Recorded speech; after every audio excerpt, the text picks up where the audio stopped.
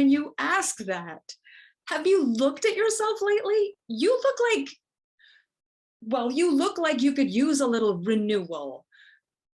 The only eyes that bloodshot are in zombie movies, which is why I nominated you. Listen, I never heard of the Institute or of a renewal program. I thought they were talking about sick leave, which, come to think of it, we also never take. It isn't sick leave. They restore you, put you back together, give you Visine, in your case, intravenous Visine. You're already picked. You don't have to apply or, God forbid, get letters of recommendation. It's an honor. They get like a zillion nominations. Frida nominated me. You know Frida, the professional volunteer. She hangs out with all those artsy types. The program is mostly for artists, but they take some people like us because I don't exactly know why they take us. Maybe we're fodder for the artists. Give them something to make art about. But really, it's good. I mean, look at me. I was a basket case before I went. When they called to say I was accepted, I yelled at the phone. How could I possibly take a 2-week vacation from my important work? Yeah, I hung up on him. Frida comes storming in, says, you can't talk to people like that. It just proves how badly you need 2 weeks in the country. What country, I ask? The country that is not the city. I throw my pencil at her. And when the phone rings again, I figure it's them calling back. What? I scream. It wasn't them. It was the district calling to tell us that the utilities initiative we worked on for 2 years isn't getting out of committee. 2 years of letter campaigns, 2 years of marches to City Hall, 2 years of petitions, 2 years of expert testimony. All the noise we made, silenced by a vote of 4-3 or 5-2 or 6-1. I don't know. They don't say. All I hear is the silence that means nothing's going to change. And tell me you don't know exactly what I'm talking about. So yeah, 2 weeks away starts to sound pretty good. And then Frida says the words, all expenses paid. You never take out your wallet, I promise. Somebody meets you at the airport, carries your bag, drives you to the compound, probably the same somebody who met me, the perkiest perky person you've ever met. I know you hate that, but it's contagious and a little exhilarating. She drives too fast, but she keeps her eyes on the road and chatters away. And yeah, she's a chatterbox, but magically knows when to be quiet and let the drive work on you. I mean, really, you actually feel the tension flow from your body. This long drive, no traffic, no street lights. The sun is going down when we get there. The air smells like air instead of garbage or ozone. I mean, maybe it's too quiet, but that's just the country that is not the city. The first thing you see is this amazing house, the cottage, they call it. It's where you get to stay at first. And you can see the lodge a little further up the driveway. That's where everybody else is and where you move to a little later. Perky carries your bag because you're too gobsmacked by the landscape magnificence all around you. Don't bother checking your messages. No cell service, no Wi-Fi. And no, you haven't been kidnapped by a cult. It's all part of the renewal plan. Really, 2 days without your phone and you're 10 years younger. The cottage or cabin or palace is reason enough for you to go. It's 2 floors with 2 bedrooms, a huge living room that faces the lake, a kitchen that is stocked with snacks, and an immaculate bathroom. Couldn't help myself. First thing, I turn on the tap, hold my breath, but the water runs clear. No rust, no clouds. It's heaven. It feels a little rushed at first. No time to unpack. You got to get up to the lodge for sharing. Don't panic. It's not presents, which I didn't bring any of. It's our work. We share our work.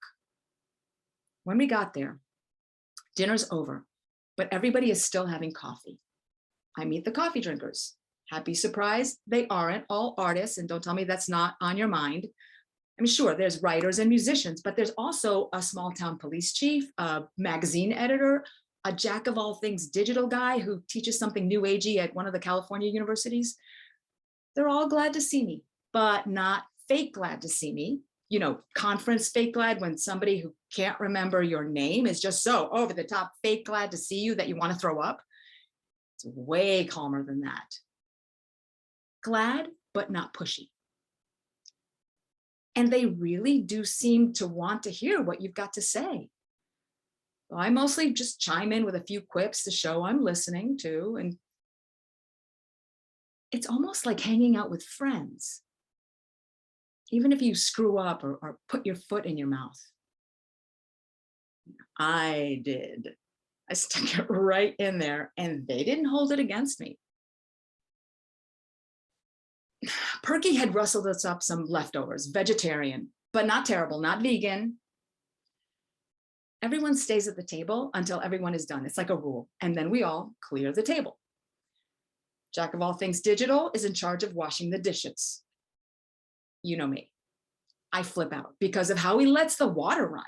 I reach around him to turn it off, and actually I kind of knock him over. Moment of silence while I mumble something about not wasting the water, and I slink back to the dining room, where I stay until the dishes are done. And this is wild. People act like I didn't just do something weird. Not like what happens when you screw up at City Hall.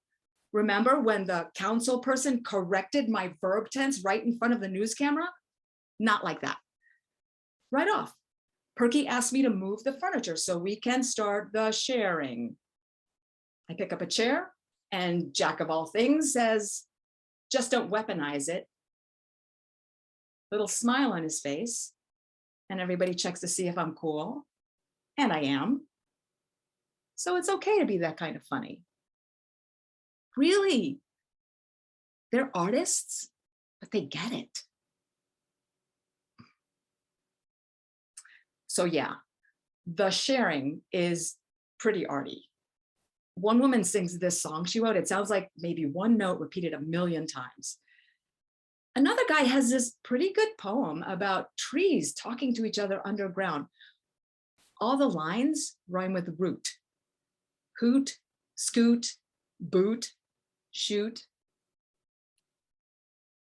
Then Digital Jack turns on a tape of the Ode to Joy and begins taking off his clothes. Oh, great, a striptease. But he stops at his leotard, which on a man is more naked than naked. And then while he is standing on his head, magazine editor brings out a tray of water glasses, and Jack starts tapping the glasses with a spoon taped to his toes.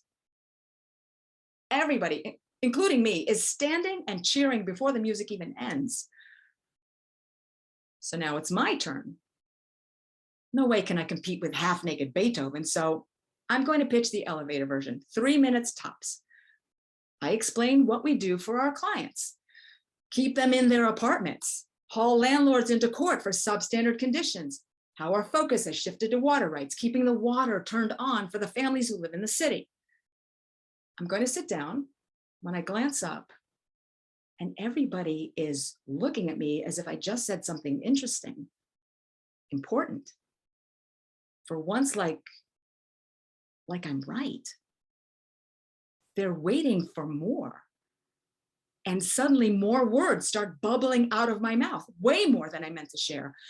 Water is your inalienable right. Nobody gets it until the first time nothing comes out of the tap. And suddenly you're living in a post-apocalyptic future, filling buckets at the hydrant, or your cousin's 6th floor walk-up and hauling the water 10 blocks home, your bones collapsing from the weight, and the water is barely enough for 2 flushes, and nobody washes their hands anymore, much less their hair or their body. And now you and your kids are practically moving in with your cousin to use his toilet. Meanwhile, the water department is threatening, pay up, and you never even got a bill. Life is all about how you're going to fill your buckets, and that's no life at all. I can't make words anymore. I'm totally blubbering. Me, can you believe it? All that effort to build a tough cookie exterior. I am so stupid. Stupid. Nobody is moving. They're all looking at me, and you could hear a spider weave. It's so silent. That silence, that we have to listen to her, but we don't have to do anything about it. Silence. And then magazine editor says, what else? He's waving this little notebook. He's taking notes, and everybody is listening. This is not the silence that means nothing is going to change. This is a silence that means people are paying attention. I take a breath, and the tide behind my eyes recedes, and I go on. Globalization, sending all our jobs to places without unions, environmental regulations, or OSHA. Globalization's mad cousin, automation, turning 10 jobs into one. A city of 2 million reduced to a couple 100,000, most of whom have no job. People who can't pay to keep the water flowing. By then, I am completely recovered, renewed, and I'm ready to organize every single person in this room. Over the next 2 weeks, I help the poet understand leaching lead pipes. A lot of words rhyme with lead, including dead. The singer teaches me ukulele so we can work out songs about utility commissions. Jack shows me and the editor how to set up a podcast. And I take a walk every day. By myself or with others, I talk and I listen. And when we talk, the other person is silent. But it's not the bad kind of beating your head against the wall silence. It's the listening kind of silence. So you should go. Plus, you get to eat a bunch of food. You don't have to cook. Sleep like a baby and laugh a lot. Please say yes.